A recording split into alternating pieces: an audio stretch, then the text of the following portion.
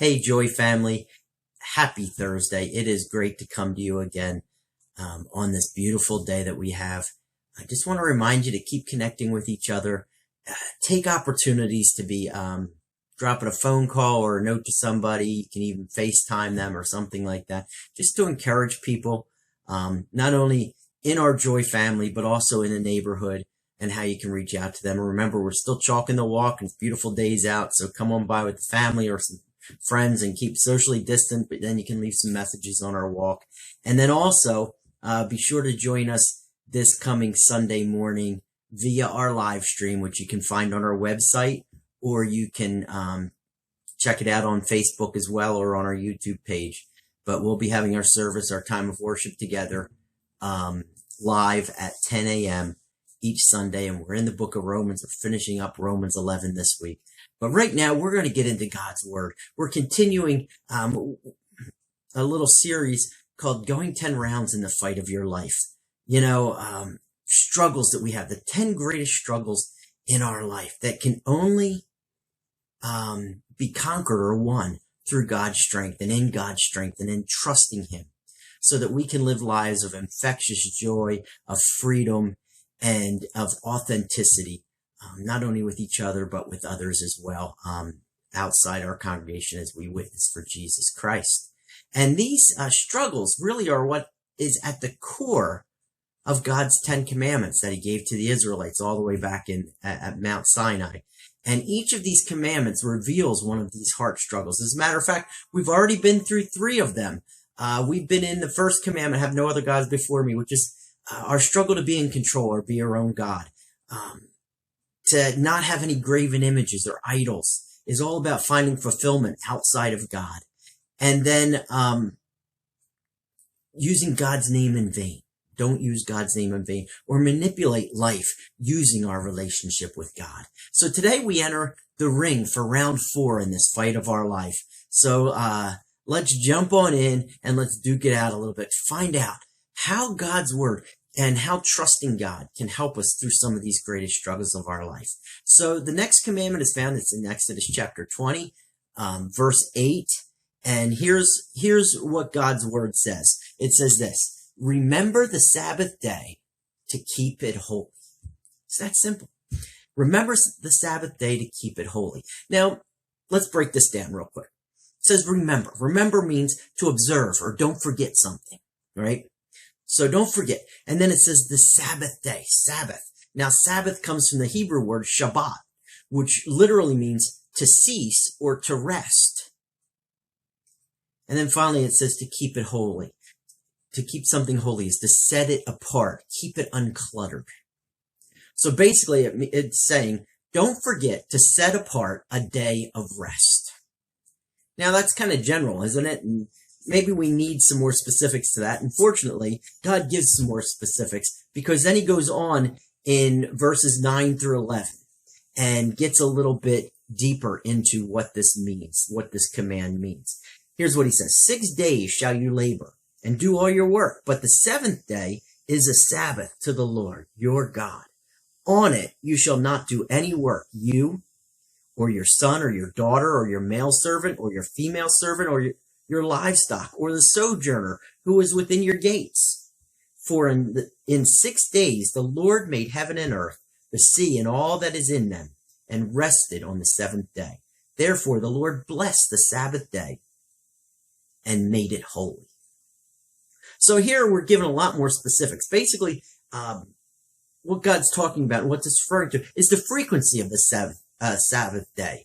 It's every 7 days. 6 days you work, 1 day you don't. Okay?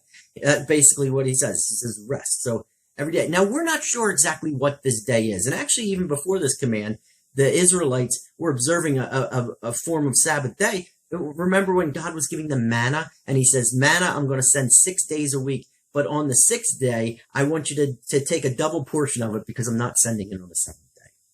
So they had already kind of understood that principle. So the Jews actually had this, their 7th day was on what we know today as Saturday. Now, the days of the week weren't named until much later during the Roman Empire. But anyway, what we know as Saturday.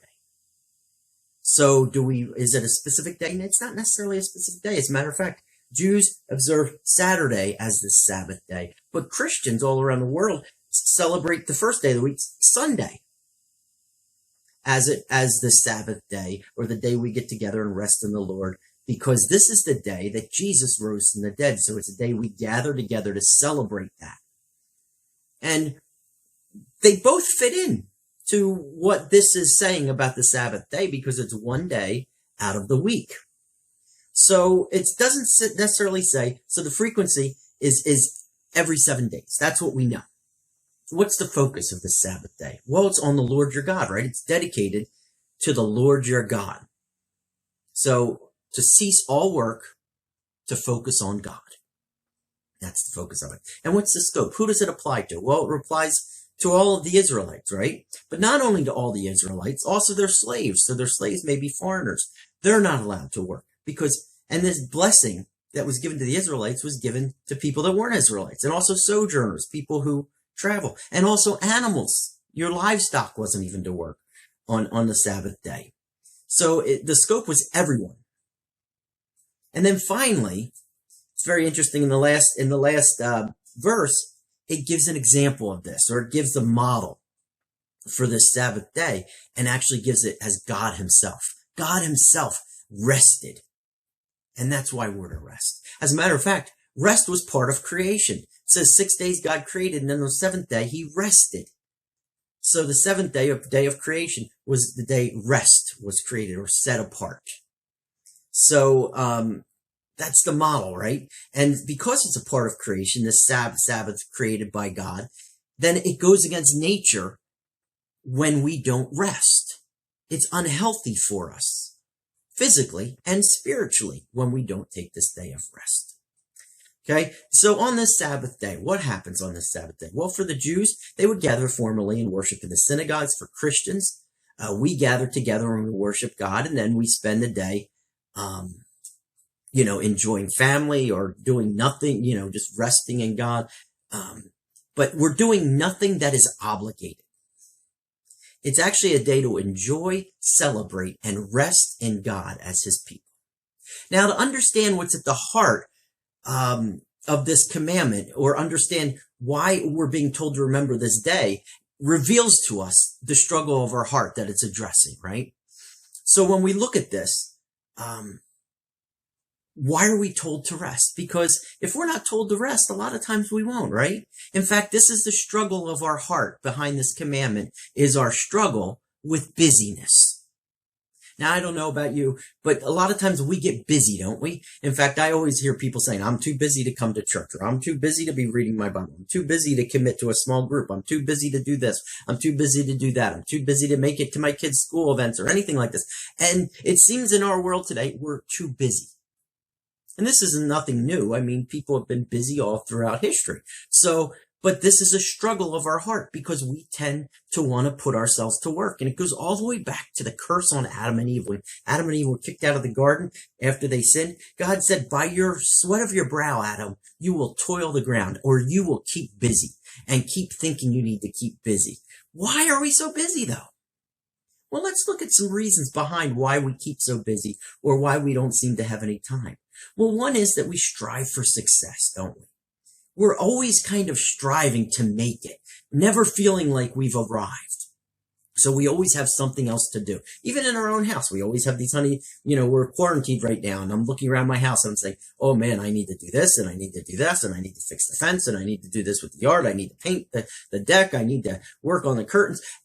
It seems to never end, right? And we're always striving to get to that end without ever getting to the end.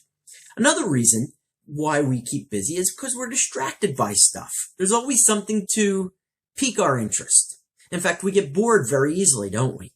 And so we want to find something to do.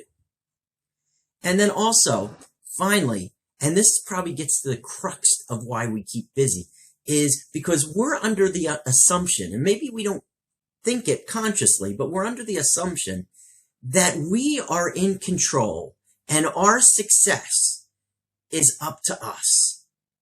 So we can't afford to take a break. Now, we have that a lot, don't we? I can't afford to take a break. Have you ever heard somebody say that? I have vacation time. I haven't even been able to take my vacation time. I would stop, but I can't afford to stop because if I stop, things won't get done. Well, guess what? We're not in control. We can do what we can do, and we will never get everything done.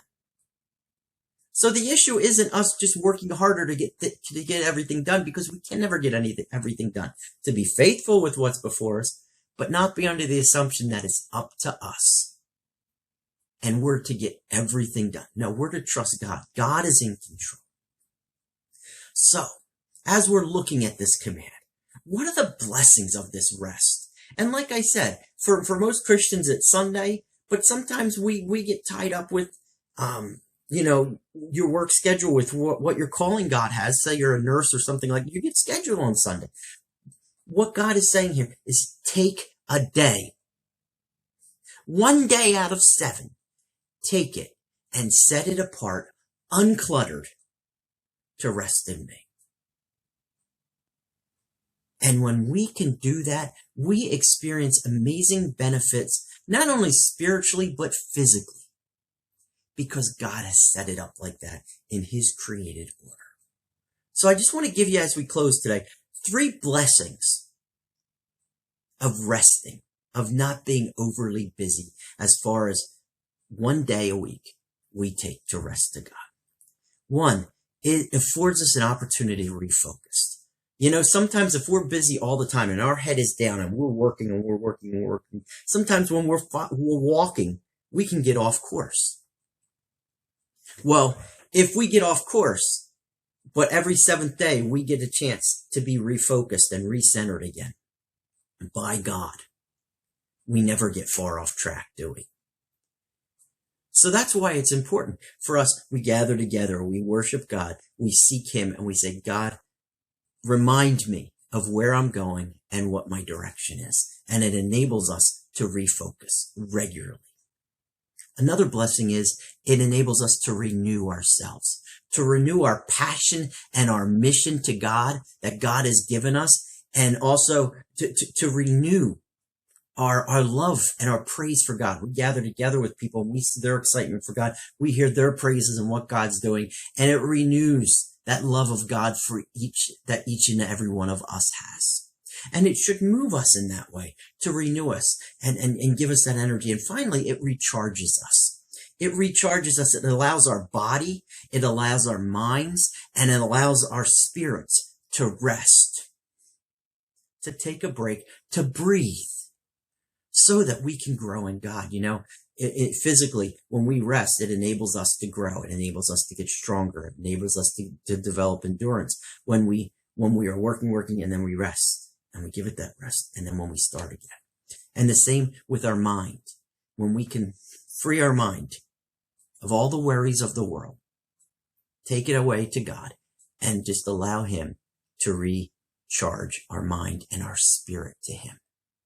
In Psalm 46, the psalmist says, be still and know that I am God. And you know what that does when we're still and we know that He is God? Is we recharge. And we are more ready to get more accomplished. And we're not so drained down. So that actually our work becomes more efficient when we can refocus ourselves, renew, and recharge. And that's done by taking the Sabbath rest. Don't forget to set apart a day of rest dedicated to God. So that's our encouragement for today. And take your rest this week. Keep busy as you can be for 6 days. And 1 day, take that rest unto God. Be blessed, Joy family. And I'll see you on Sunday as we worship God together.